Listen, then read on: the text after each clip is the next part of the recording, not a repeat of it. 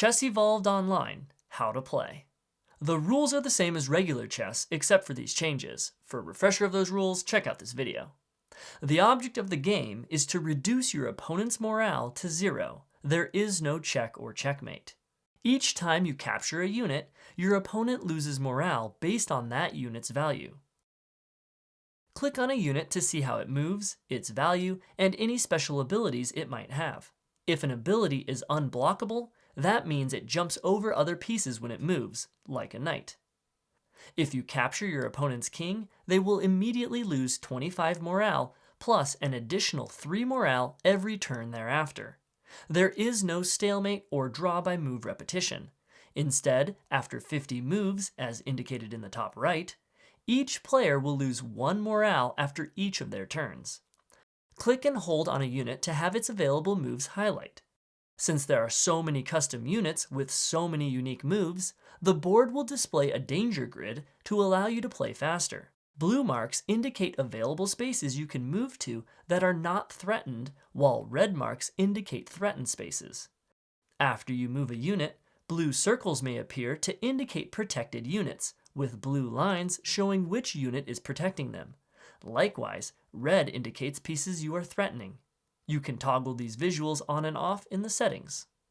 Units on your second row are called minions, and units on your first row are called champions. Minions promote to specific champions as indicated in their description upon reaching the other side of the board.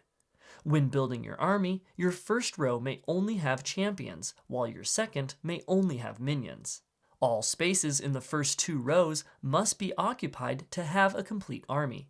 You may not battle with an incomplete army. Your army's value may not exceed your allowed total points. As you level up, this number will increase. In the store, you can use dragon coin and rubies to buy specific individual units or groups of random ones to permanently add to your collection. Units can be upgraded into stronger versions of themselves by combining your available inventory together.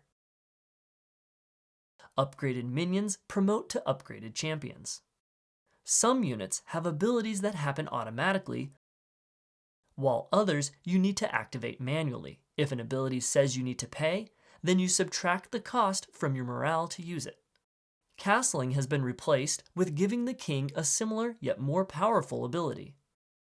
En passant is currently not allowed. Click on your profile name to surrender a game.